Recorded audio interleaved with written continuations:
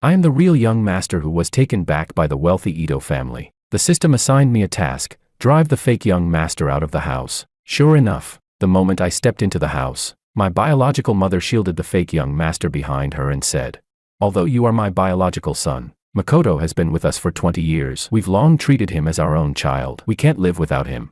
The system shouted loudly, "Quick, smash a glass, yell at them for playing favorites." However, what no one expected was that I nodded and agreed.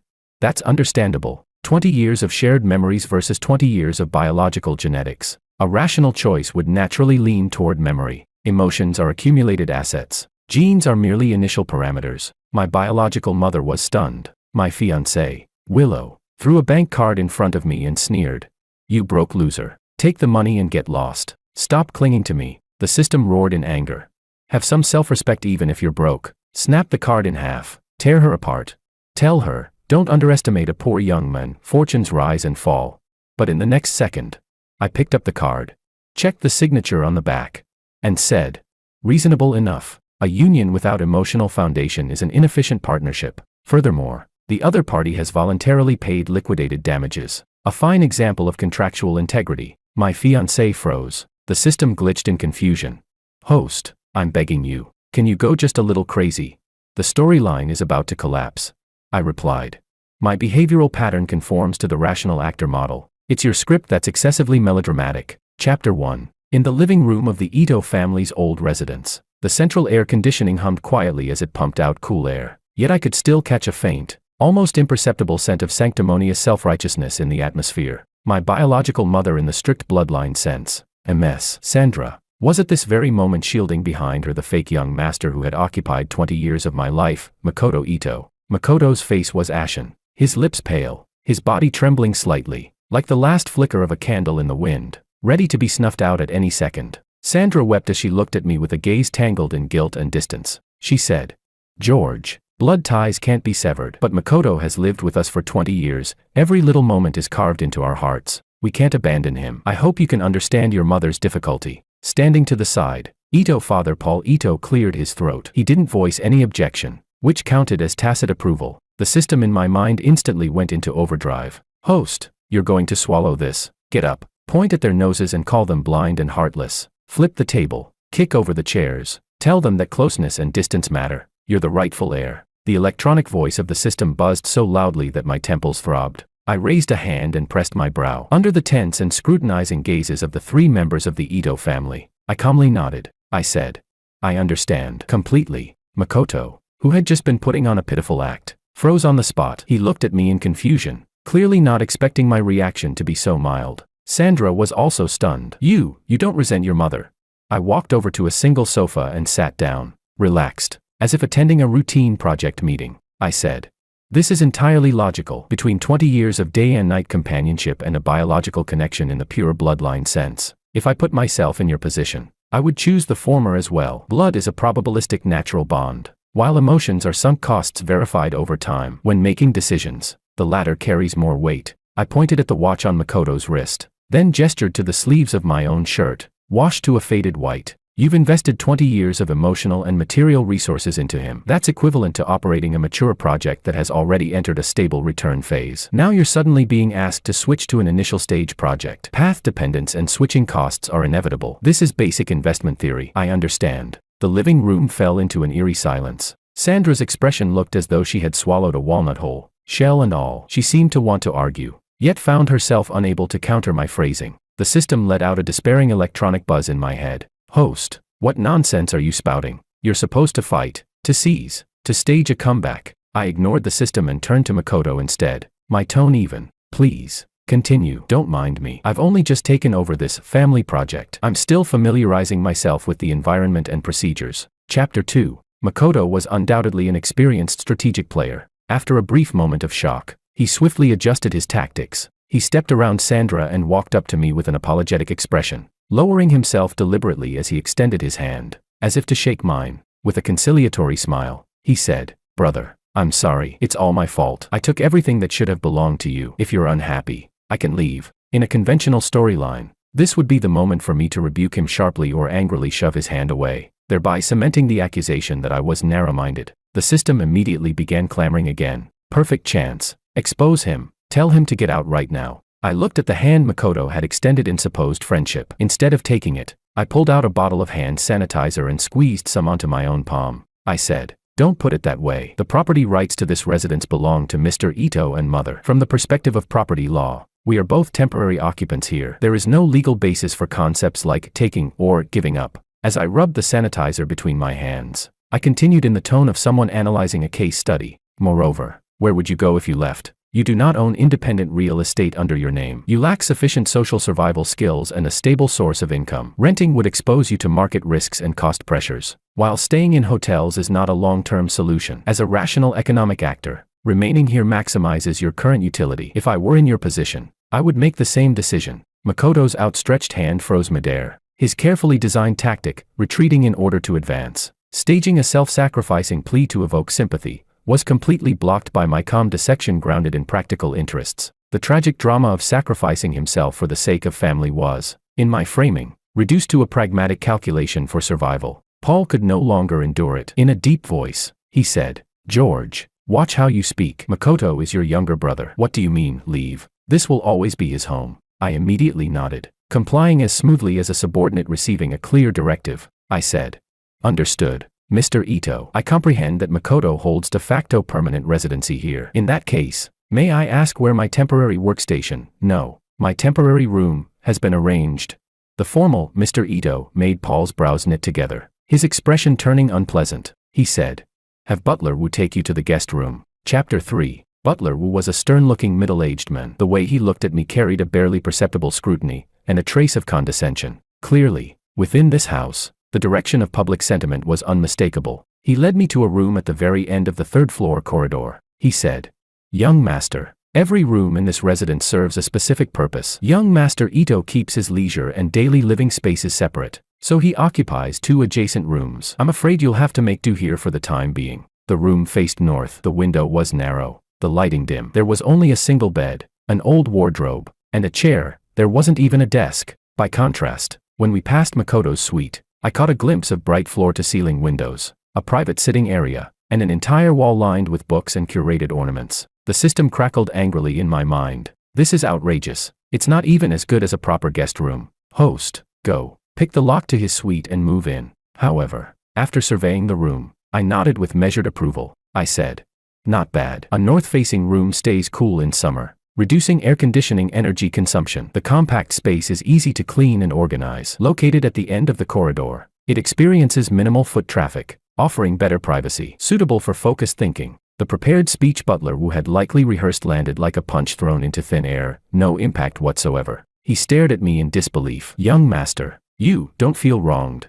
I set down my simple luggage bag and took out my laptop and external hard drive. Calmly, I replied, "What is there to feel wronged about? I am an external hire, airdropped in without prior contribution or seniority. Being allocated an independent resting space is already preferential treatment. Should I be expecting immediate placement in a core executive office?"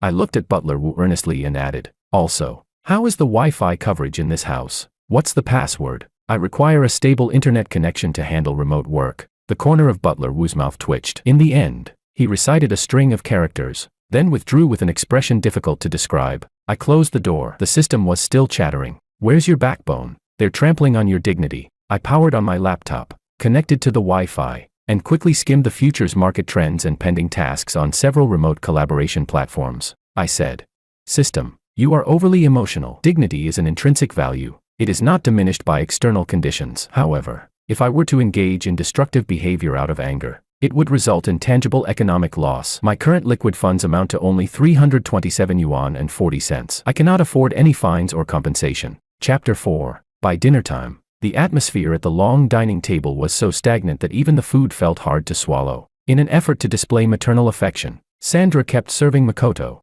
"Makoto, you've gotten thinner lately. Eat more meat. No matter how busy you are, you can't skip meals." Makoto glanced at me, then shrugged as if helpless, smiling. "Thanks, Mom. You care about me the most. You should eat more too." Paul chimed in from time to time, asking about Makoto's work and daily routine. The 3 of them formed a harmonious family portrait, while I felt like an outsider who had wandered into a private banquet. The system shrieked, "Flip the table, now." Dump that bowl of soup over Makoto's head. I kept my head down and focused on eating. My pace wasn't slow, but my movements were quiet and disciplined. Years of living independently and working under high intensity had trained me to complete the biological necessity of eating efficiently. Sandra seemed to finally notice something amiss. She picked up a portion of stir-fried asparagus and placed it into my bowl. "George, have some vegetables too. Don't just eat rice." The asparagus dish had barely been touched since it was served. Makoto had taken one bite and discreetly spat it out earlier. I looked at the asparagus in my bowl but didn't move my chopsticks. Makoto immediately smiled and said, "Brother, you don't like this. I suppose that makes sense. With the kind of living conditions you had before, you probably didn't get to eat high-end vegetables like this. It's normal if you're not used to it." The system exploded indignantly. "He's mocking you, saying a wild boar can't appreciate fine grain." Smash the plate. Stuff all the food into his smug mouth. I set down my chopsticks and dabbed the corner of my mouth with a napkin. "It's not that I dislike it," I said evenly. "I've finished my meal." I stood up and gave a slight nod toward Paul and Sandra. "Thank you for the hospitality. The dishes were well balanced. If there are no further matters, I'll return to my room to handle some online work." Paul blinked. "Work? You just came home. Shouldn't you spend more time with your family? Get familiar?" I glanced at my watch. It is 8:10 p.m., which falls within my scheduled personal work hours. Moreover, judging by your current exchange, the atmosphere is quite harmonious. My abrupt participation might disrupt the established dynamic. As a newly added member, maintaining appropriate boundaries is a matter of basic courtesy. With that, I turned and left the table, leaving the three of them staring at one another. Faintly, I heard Sandra mutter under her breath, "Why does this child feel like a machine running on preset programming?" Not a trace of warmth. The corner of my lips shifted almost imperceptibly. Warmth. That requires sustained emotional energy input. In the script you've already written, I am merely a newly inserted variable. Discussing heat is a luxury. Maintaining stable operation is the priority. Chapter 5. Early the next morning, an expected visitor arrived at the old residence of the Ito family. Willow, Makoto's fiancée, and theoretically the woman who had originally been betrothed to me. The woman's outward conditions were indeed outstanding: graceful figure, refined temperament. Unfortunately, her eyes didn't look particularly intelligent. The moment she stepped into the living room, she ran into me just as I was about to head out. Open parenthesis. In reality, I was going to the municipal library to look up materials and enjoy the free air conditioning. Close parenthesis. Without a word, Willow pulled a bank card from her handbag and casually tossed it at my feet. The card hit the floor with a soft sound. She said, "There's $3 million in that account. Password 6/8. Take the money and disappear. I'm allergic to clueless, small-town simps like you." She lifted her chin slightly, her tone dripping with disdain. Makoto stood at the staircase landing, the corner of his lips curling upward, satisfaction flashing in his eyes. The system grew so agitated its pitch shifted. "Have some self-respect even if you're broke. Snap the card in half. Tear her apart. Tell her, don't underestimate a poor young man. Fortunes rise and fall." I bent down and picked up the bank card. I examined the card details, the issuing bank's logo, and silently memorized the card number. Then I took a portable receipt folder and a pen from the side pocket of my canvas bag. "Miss Liu, one moment please." I wrote quickly, tore off one copy, and handed it to Willow. She accepted it reflexively, glanced down, and froze completely. "What is this?" she asked. "A receipt acknowledgement." I offered a professional smile. "Given that you have voluntarily paid compensation for the dissolution of our engagement, it is necessary to formalize the procedure to prevent any unnecessary financial disputes in the future. It states that I, George, have received from Ms. Willow the sum of 3 million yuan as compensation for terminating the engagement. From this point forward, the engagement is automatically dissolved, payment settled in full, and neither party shall pursue further claims." Willow stared at me as if I were some rare organism. You're actually accepting it?"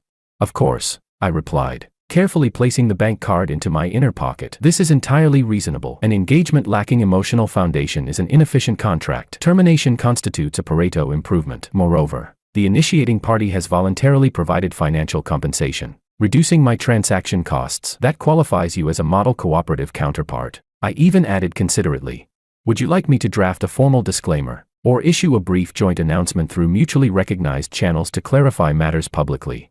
Willow's face flushed crimson, then shifted toward green. Every humiliating line she had prepared lost all function in the face of my receipt. Chapter 6. With 3 million yuan in hand, my financial pressure was immediately alleviated. However, I did not engage in irrational spending as the system had anticipated. Instead, I swiftly divided the sum into 3 portions, one allocated to highly liquid, conservative funds, one reserved as emergency capital, and the remaining portion invested in 2 small-cap technology stocks I had been monitoring for their growth potential. That evening, when I returned to the Ito residence, The atmosphere was even more oppressive than the day before. Paul and Sandra sat rigidly on the sofa. Makoto stood to the side, head lowered, silent. The moment I stepped inside, Paul slammed his teacup down heavily on the coffee table. "George, have you no shame at all? Begging money from Willow of all people."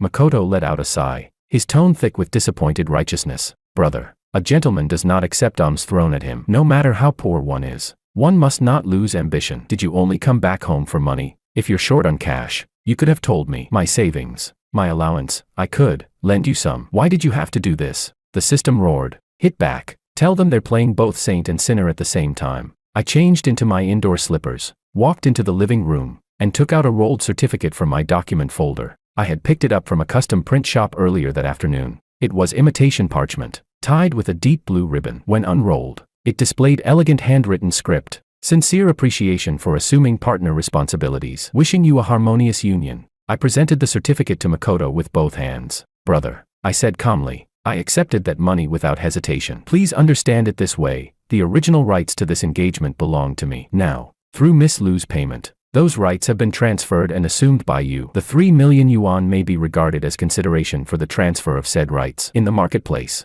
even transferring a storefront requires a fee, let alone a premium asset like Miss Lu." Makoto stared at the rolled certificate, neither taking it nor refusing it, his face dark as charcoal. Paul gritted his teeth. You're treating marriage like an equity transaction."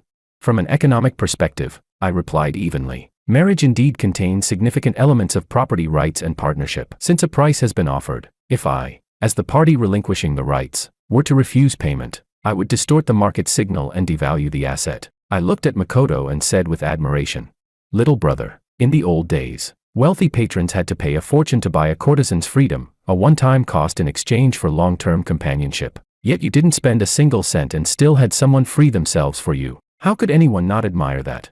Makoto's fury ignited. He slammed his palm onto the table with a sharp crack. His fist rose, then fell. Unable to respond, he turned and stormed off. Sandra pointed at me, her finger trembling. You're going to anger me to death."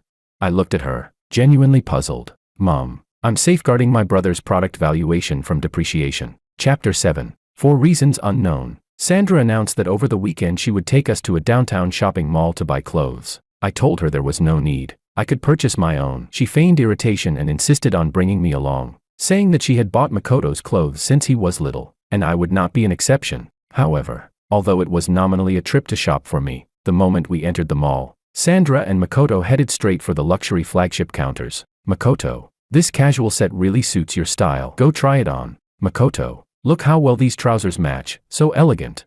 Makoto tried on one outfit after another, and Sandra praised him each time. "My son is so handsome." I followed behind quietly, like a silent accompanying assistant. The system muttered, "Host, grab the card, max it out, make them see who the true bloodline heir is." I calmly watched Sandra sign receipt after receipt, feeling no emotional fluctuation. When Makoto tried on a bright orange suit, I even stepped forward voluntarily. "The color saturation is too high," I said. "It may make your complexion appear uneven. I suggest the light oat-colored one beside it. A neutral tone will look more relaxed and refined." Makoto gave a cold laugh. "What scheme are you plotting now?" "This is for the sake of maintaining the overall image of the Ito family," I replied seriously. "Young Master Ito represents the face of our family. Your sartorial taste directly influences external evaluations of the Ito family's wealth and standing. As a member of the Ito household, I have a responsibility to offer optimization suggestions." Makoto nodded repeatedly, chin raised. That's right.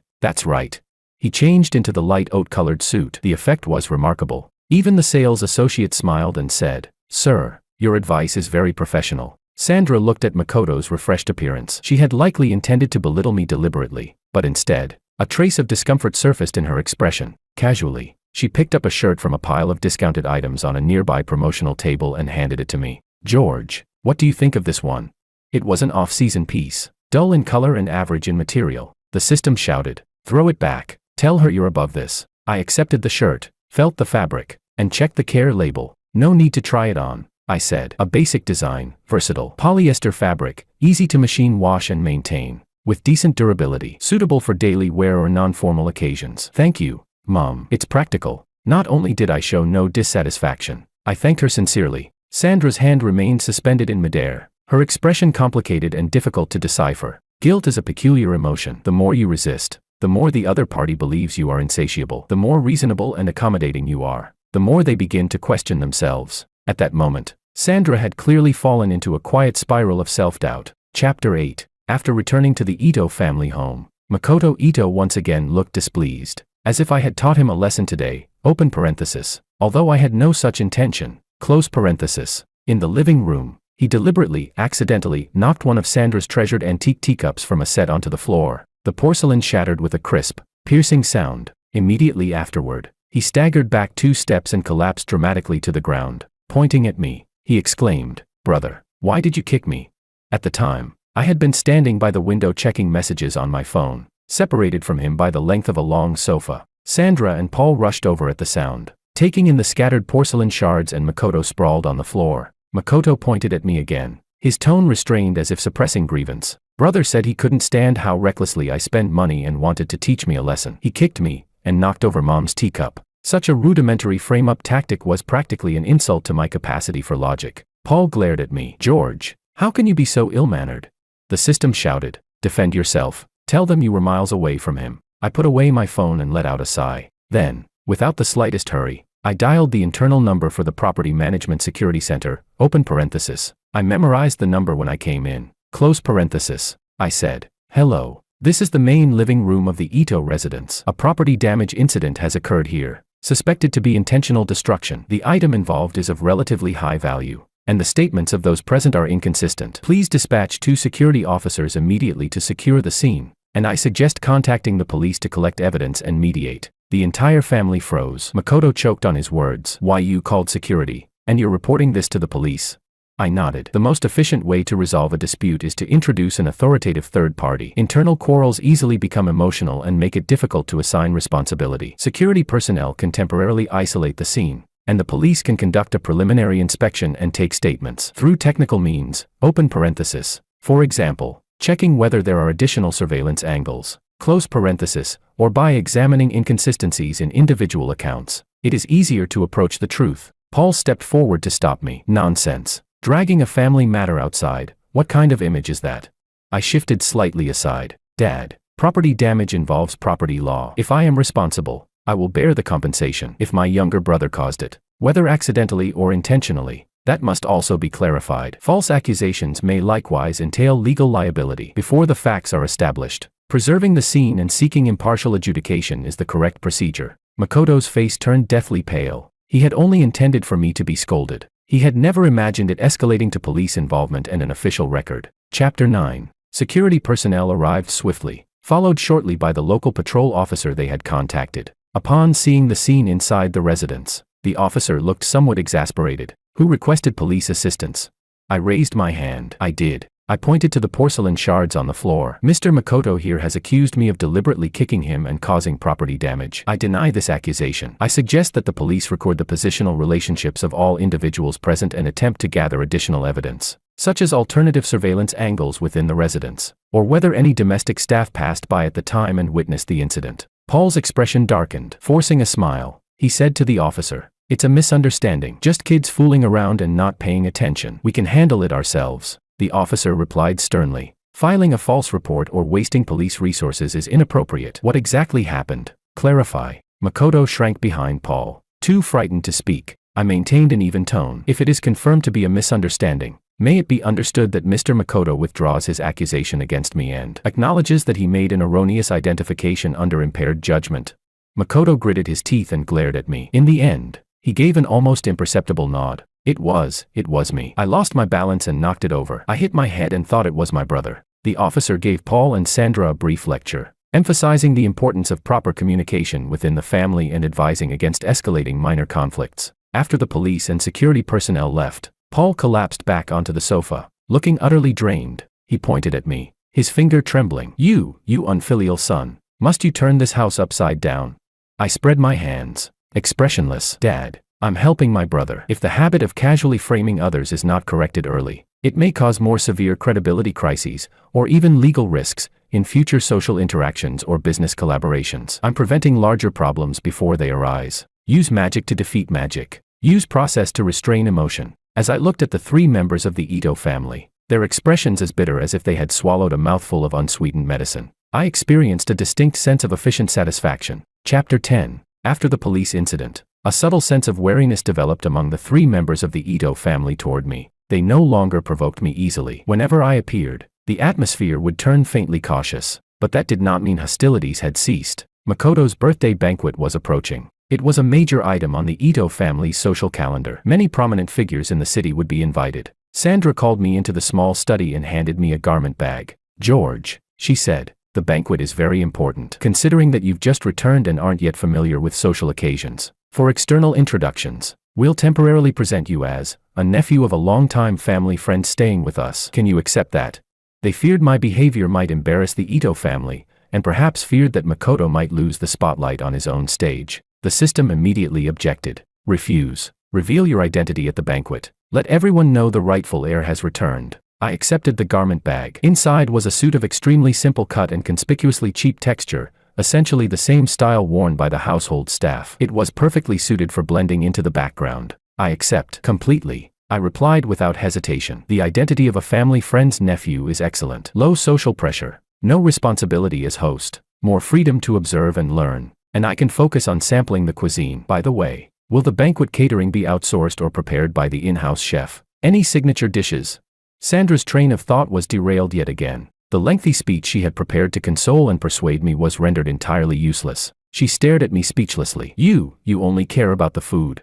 One of the core functions of a social banquet is to provide catering services," I said matter-of-factly. "And as a visiting nephew, my primary task is to experience the service, behave appropriately, and avoid adding unnecessary burdens to the hosts. Clear role positioning improves overall event efficiency." Sandra looked at me for a long moment, as if reassessing something she could not quite articulate. Chapter 11. On the night of the banquet, the Ito residence garden and main hall shimmered with light and color. Makoto Ito wore a custom-made white suit, every inch the refined young heir, elegant and handsome. Willow was dressed in an exclusive designer gown, like a fairy under moonlight, receiving an endless stream of compliments. With Willow's arm looped through Makoto's, the two appeared perfectly matched. As for me, I remained in the shadows between the terrace and the main hall, focused on a plate of exceptionally well-prepared chilled langoustines. The system lamented bitterly. "Host, look at them basking in attention, and you're just standing here eating. Where's your fighting spirit?" "Fighting spirit requires energy input," I replied calmly. "These langoustines are fresh and properly prepared, an excellent source of high-quality energy." I dipped one lightly in lemon juice, placed it in my mouth, and nodded in approval. At that moment, a female voice tinged with arrogance and thinly veiled mockery cut in. "Oh my, isn't this the nephew who took the money and disappeared? What's wrong? Did 3 million run out so quickly that you had to come here to replenish?" Willow approached with a glass of juice in hand, her face brimming with ridicule. I set down my napkin and looked up at her. "Miss Liu, good evening. The 3 million is currently appreciating in an orderly manner. Thank you for your concern." Willow choked slightly, then let out a cold snort. "I hear you're showing up tonight as some kind of distant nephew. What's the matter? Afraid to reveal your real identity? Afraid of embarrassing the Ito family?" The 2 socialites beside her let out soft giggles. I nodded. "Yes, the Ito family maintains a rigorous standard. The threshold is naturally high. As someone newly arrived, participating under a lower-profile identity is a responsible approach toward the host family's reputation. On the other hand, Miss Liu, I've heard that Liu Group's project in the Southern District has encountered obstacles, that capital turnover is strained, and that Chairman Liu was recently hospitalized due to stress-related health issues. With your status as a wealthy heiress potentially at risk, yet you still have the leisure to attend banquets and socialize, your composure is admirable." Willow Liu's expression shifted abruptly. "Where did you hear such rumors? Stop spouting nonsense." "It's not nonsense," I said, shaking my head lightly. "I simply keep track of local business developments." I briefly angled my phone screen toward her. A financial news alert from minutes earlier was displayed. "See, just updated, core project obstruction, liquidity pressure, and the chairman stepping back temporarily for health reasons. Shouldn't you return to discuss matters with your family?" Almost simultaneously, Willow's phone vibrated. She glanced at the caller ID. Her face changed instantly. Without another word, she hurried away, abandoning the confrontation. The 2 friends who had accompanied her exchanged looks. When they turned back to me, their expressions carried a new layer of uncertainty. What kind of background does this person have? His words land like prophecy. Chapter 12. Makoto had been watching this direction out of the corner of his eye the entire time. Seeing Willow retreat after our exchange, he picked up 2 glasses of wine and walked toward me with a gentle smile. "Brother," he said warmly, I was busy entertaining guests earlier and may have neglected you. Please forgive me. Come, let's have a drink together.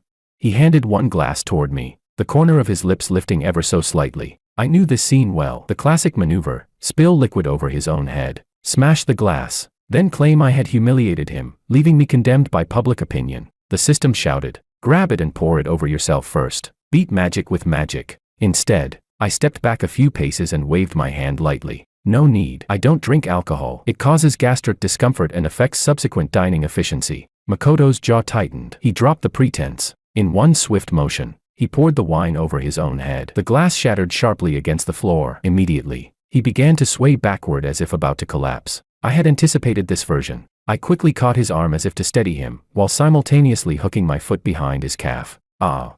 In the next second, Makoto's knees buckled forward. He fell straight down, kneeling before me. The entire room's attention converged. Even the music seemed to pause for a beat. Makoto froze in shock for a moment, then his face twisted into wounded indignation. Brother, why are you forcing me to kneel to you? I know you don't like me, but today is my birthday. Whispers spread among the guests like a rising tide. Who is that? How domineering, making young Master Ito kneel. I heard he's just staying here temporarily, from some rural place, they say. No wonder. Paul and Sandra rushed over, seeing the scene. The veins at Paul's temples throbbed. He raised his hand toward me. You insolent. My hand rose steadily and caught his wrist midair. In a calm tone, I said, Mr. Ito, I recommend conducting basic fact verification before taking action. From the breast pocket of my suit jacket, I removed a thumb-sized micro camera to document the banquet layout details for future reference. I was wearing a portable recorder. The interaction just now has been fully captured on video. It clearly shows that Makoto poured the wine himself and subsequently lost balance and fell. At most, I attempted to help him and failed to support him in time. Under the doctrine of necessity, my instinctive reaction to assist was aimed at preventing greater personal injury. It constitutes a good faith rescue, objectively consistent with how a reasonable person would respond. There is no basis for fault. I gently shook the small device. Would you like me to connect it to the projection system and replay the key segment on site, so that the misunderstanding may be clarified? Makoto's accusations died instantly. Still kneeling, his face drained of color, whether from humiliation or fear, it was hard to tell. Paul's arm remained suspended midair, unable to advance or retreat. I smiled faintly and addressed the room. Ladies and gentlemen, even a temporary guest is entitled to basic dignity and reputation rights. Those who just voiced accusations, would you care to offer an apology for your misjudgment? Or shall we discuss the legal elements of defamation in a more formal setting? Silence. This was no unsophisticated country bumpkin. This was a walking archive of evidence, and a portable legal advisor. Chapter 13. The birthday banquet ended in haste. Makoto became the newest topic of gossip within elite circles. Not only had he fallen publicly in disgrace, but his attempt to frame someone had been countered on the spot with video evidence. A heavy, oppressive atmosphere settled over the Ito residence. Late that night, there was a gentle knock on my door. Sandra entered. Her eyes were swollen and red. She had clearly been crying. She sat on the chair beside my bed and looked at me. I was reviewing materials on my tablet, parenthetically, an analytical report on consumption patterns among urban young adults living alone. End parenthesis. Her voice was hoarse as she spoke. George, do you hate us? Hate us for favoring him? Hate us for making you suffer? I set down my tablet, open parenthesis. On the screen was a report about the consumption patterns of young adults living alone in the city. Close parenthesis. MS. Sandra. Hatred is a high-energy negative emotion. It is detrimental to both physical health and rational decision-making. I harbor no hatred toward you, only cognition based on biological facts and legal relationships. Sandra pressed a hand to her chest, as if my answer made her feel even worse. She said, why do you always speak like you're presenting a report? We are your family, your father and mother. Why can't we be like a normal family? Even if you argued, shouted at us, at least we'd know you care. I let out a quiet sigh. Emotional expression within families is generally an effective method for maintaining relational bonds and fulfilling psychological needs. However, I have long established an independent system for emotional regulation and need fulfillment. Asking me to adopt another's expressive model is equivalent to assigning me unfamiliar, high emotional cost labor that requires reassessing the input-output ratio. Sandra froze. Tears lingered on her cheeks. She looked confused, almost helpless. Reassessing the input-output ratio. Allow me to illustrate. I handed her a tissue. Emotional expression styles vary by individual. My rational dominant mode may not be compatible with the emotionally interactive family environment you're accustomed to. To reduce systemic friction and improve overall harmony, once I complete my preliminary capital accumulation, I will seek a living environment more suited to my operating structure. Sandra panicked. Seek a more suited environment, she asked. You're my son. You're part of the Ito family. Where would you go? To a place, I replied evenly, where rules are clearer, interpersonal interactions are simpler, and one can obtain proportional returns primarily through ability and labor. In that moment, I saw genuine fear in Sandra's eyes. She finally began to understand, dimly, that she might be losing her biological son, not because of hatred, but because, in his evaluation, this place was neither economically rational nor operationally efficient. Chapter 14. Just as Mr. and Mrs. Ito were sinking into a state of cognitive dissonance, the Ito family's eldest daughter returned. Angelica, Makoto's older sister, was famously indulgent toward her younger brother. Financial News had even reported that last year she had diverted funds from her husband's company to buy Makoto a luxury car, which ultimately led to her divorce. The moment she arrived home and heard about Makoto's suffering, she stormed to my door, hands on hips, shouting, "George Ito, you despicable, shameless villain. How dare you scheme against Makoto like this?" Angelica was thin as a withered vine, her sharp features impossible to soften even under heavy makeup. Her eyes were bloodshot as she glared at me furiously. Before I could respond, she charged forward and swept several stacked books and notebooks off my desk, scattering them across the floor. The system yelled, "Hit back, slap her hard and see if she still dares to act crazy." I glanced calmly at the mess on the ground, took out my phone, opened the calculator app, and began pressing numbers. As I calculated, I spoke. Principles of Urban Economics. Hardcover, list price 98 yuan, depreciated value 70. Practical data analysis with disc, list price 128 yuan, disc scratched, depreciated value 90. Custom leather notebook, market price approximately 300, depreciated value 200. Time cost to reconstruct lost notes, calculated at my hourly rate, provisionally 500. Mental disturbance and emotional distress, discretionary 300. Miss Ito, total 1,460 yuan. QR code or cash? Angelica sneered sharply. Money, money, money, that's all you care about. Let me tell you something, in this house, I only recognize Makoto as my brother. You'd better know your place, or I have plenty of ways to make you disappear. I nodded and pressed the stop button on my phone's recording function. Understood. Threatening language, recorded for the file. Miss Ito, under public security regulations, threatening another person's personal safety may result in detention and fines. Would you prefer to settle privately now, or shall I contact my legal counsel? I paused for a moment before continuing. Open parenthesis. Although it is only temporary and virtual. Close parenthesis. Angelica froze, then lunged forward in fury to snatch my phone. You recorded that? I had anticipated escalation. With a swift motion, I pushed her backward onto the bed, rapidly wrapped her in the blanket layer by layer, then rolled and wedged her securely into the gap between mattress and frame. Compared to rope restraint, this was the most appropriate control method I had evaluated under current conditions. She shrieked, her voice piercing through the door. The household staff rushed over in alarm. Paul and Sandra followed close behind. They were greeted with the sight of Angelica immobilized inside the blanket, only her head exposed, utterly unable to move. Paul roared at me, "Have you lost your mind?" My hair was slightly disheveled, and Angelica's bite mark was still visible on my arm, yet my expression remained composed. "Dad," I said evenly, "elder sister just explicitly threatened to have someone harm me. I recorded it. Would you like to review the audio? I have not engaged in any unlawful conduct or behavior contrary to public morality. Why, then, should I be subjected to such threats? Has the Ito family already acquired privileges that place it above law and social order?" The implication was heavy. Paul's face darkened instantly. The Ito family business was in a critical expansion phase. Reputational risk was the last thing they could afford. Once freed, Angelica was sharply reprimanded by Paul and ordered back to her room to reflect. Angelica covered her cheek, open parenthesis. I hadn't actually hit her, but her momentum had clearly been crushed, close parenthesis, and stared at me in disbelief. I made a small hand gesture toward her, technically the OK sign, though it resembled a quiet declaration of victory. Threats and intimidation. I am thoroughly versed in both the criminal code and criminal procedure law. Chapter 15. Angelica was confined to the house, but she was clearly unwilling to accept defeat. A few days later, taking advantage of the house being momentarily empty, she lured me to the basement storage room under the pretense that father had something to tell me. The moment I stepped inside, she slammed the heavy door shut, locked it from the outside, and cut off the power supply. The storage room plunged into darkness. The air carried a faint smell of dust and old belongings, along with the subtle rustling of unidentified creatures moving somewhere in the shadows. From outside the door, she let out a shrill laugh. "George, feel obedient now. Let's see you act arrogant again. Reflect properly in there." When you finally come to your senses and are willing to apologize to Makoto, I'll let you out.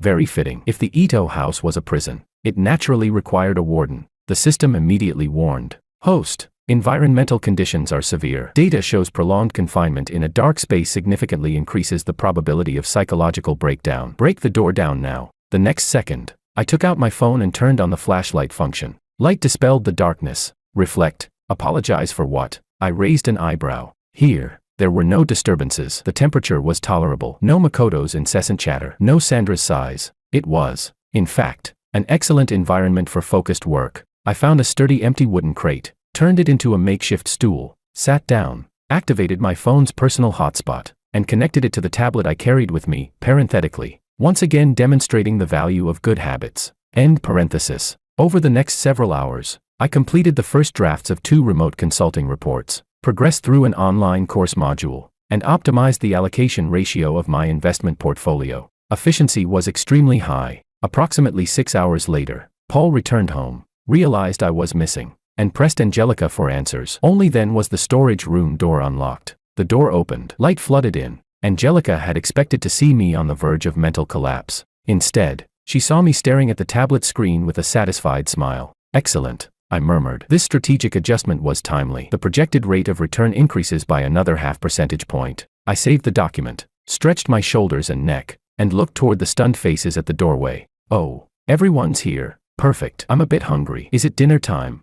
Angelica pointed at me as if she had seen a ghost. You're not scared. You don't feel terrified. Scared, terrified. I stood up and dusted off my trousers. In the past, when rushing project deadlines, spending over 30 consecutive hours in cramped temporary workstations was routine. Compared to that, this space is adequate, the ventilation acceptable, and the network connection stable. As long as there's electricity and internet, I can generate value. Sandra rushed forward. I subtly shifted aside as she reached for me, her eyes filled with tears. George, are you all right? Do you feel unwell anywhere?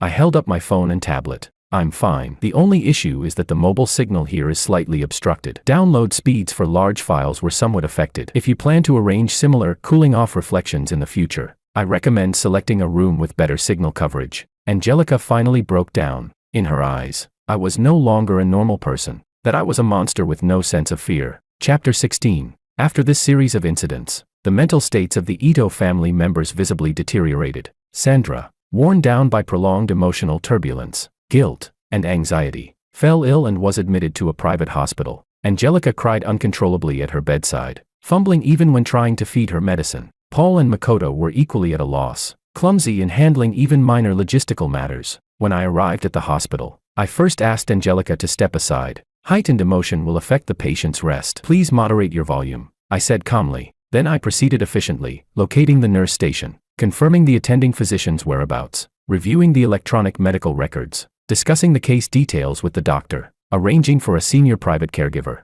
completing administrative procedures, and even confirming the billing and settlement process with hospital administration. The entire sequence unfolded with clear structure, like executing a standardized logistics support operation. When Sandra regained consciousness, she saw me using a folding knife to peel an apple for her. The peel was thin, even, and continuous. George, I placed the neatly sliced apple pieces on a small dish and handed it to her. The physician's assessment indicates autonomic nervous system dysfunction triggered by emotional stress, compounded by anxiety symptoms. You require rest and pharmacological adjustment. Hospital expenses have been prepaid through the family account. The caregiver has been secured, experienced, well-reviewed. Daily rate 900. Sandra looked at me, tears welling up again. George, you're the steady and reliable one. Makoto let out a cold laugh. Big brother only knows how to put on a show. Mom's been sick for days. It's sister who's been taking care of her. He can't even say a single comforting word. I folded away the knife. Comforting language constitutes emotional value and may assist psychological consolation,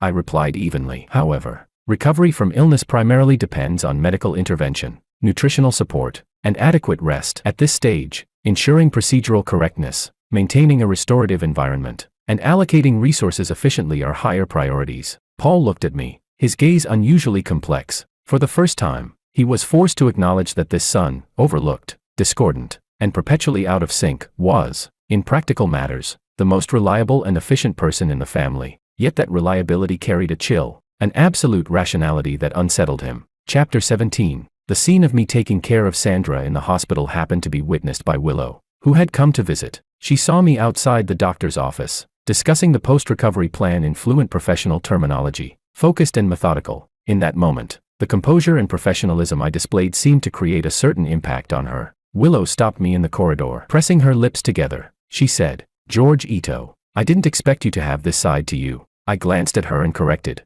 "Wong, call me George Wong." Then I asked, "Miss Liu, is there something you need? If this concerns the refund of the 3 million, that topic is non-negotiable." Willow let out a small scoff. "Who cares about that?" I meant, perhaps there were some misunderstandings between us before. For the first time, Willow found herself compared to Makoto's impulsiveness and occasional lack of composure. George's clarity of mind and steady execution carried a different kind of appeal. Perhaps a man like this was more dependable. The system spat indignantly. "Disgusting. The fickle X wants to crawl back. Host, crush her pride. Tell her you're not a recycling bin for emotional leftovers." I took a small step back, making my rejection unmistakable. "Miss Liu, the contract has been terminated and the consideration has been paid. To now raise the issue of misunderstanding constitutes an attempt to alter the terms of an already executed agreement. In commercial practice, that reflects a lack of integrity. Moreover, I have no interest in reacquiring a previously disposed emotional asset, even if it carries a temporary economic premium." Willow flushed with embarrassment and anger. "George, you really don't know what's good for you.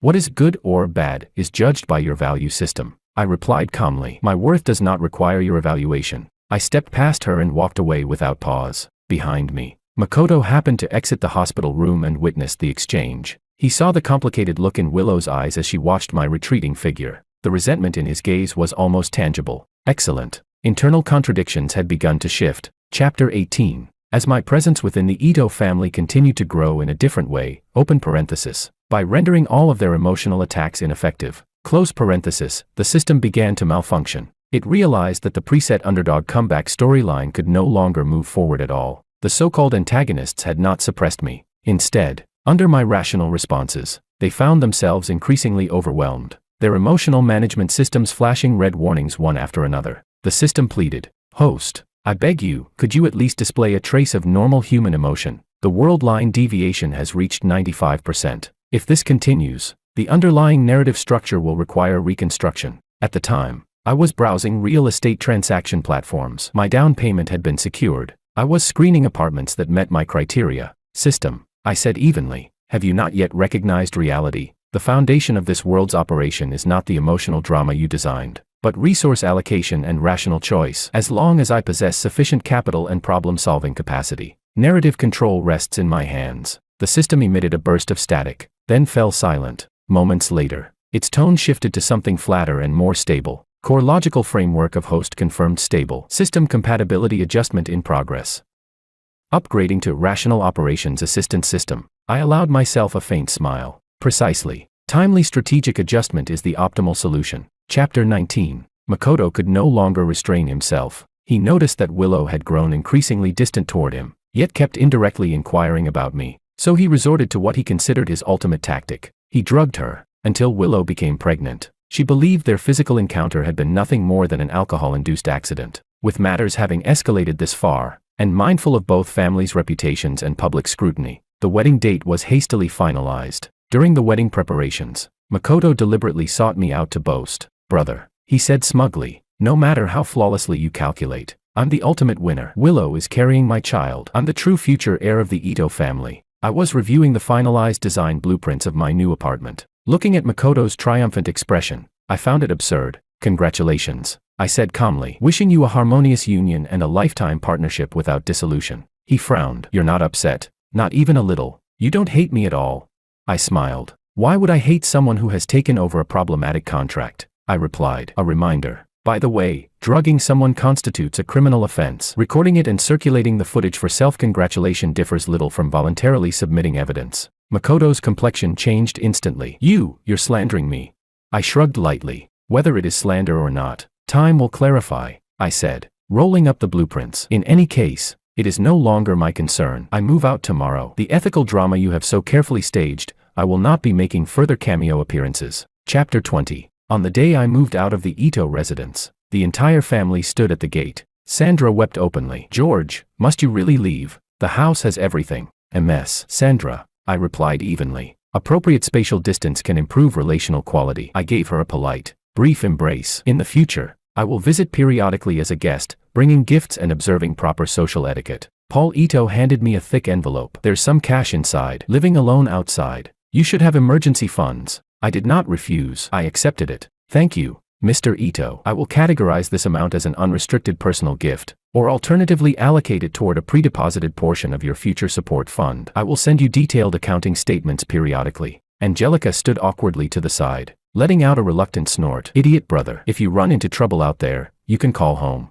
No need, I replied calmly. My phone contains direct numbers for the police station, fire department, emergency medical services, and the Consumer Protection Bureau. Their response efficiency is more reliable. I pulled my modest suitcase and stepped through the ornate iron gates of the Ito estate. The sunlight was excellent. The air carried the scent of freedom. The system chimed pleasantly in my mind. Notification. Host has achieved a stage milestone. Issuing rational decision reward, 5 million yuan. Funds have been transferred to the designated account. I turned back for one final look at the exquisite residence, beautiful, yet filled with invisible restraints. Farewell to the confusion of true and false heir identities. From this day forward, I am George, an independent individual with my own property, stable cash flow, a well-structured emotional management system, and a coherent logical framework. As for Makoto and Willow, it is said that on the wedding day, Willow received, anonymously, the very video Makoto had circulated within his group chats. She immediately reported it to the authorities. Law enforcement arrived at the venue and escorted a triumphant Makoto away on the spot. The Ito and Liu families fell out completely, cooperative ventures collapsed, and both sides suffered reputational consequences within the industry. But those developments belong to side stories that no longer concern me. After all, in my contact list, they have already been categorized under no further interaction required. That is entirely reasonable. Low efficiency, or worse, negative yield, relationships are best liquidated promptly.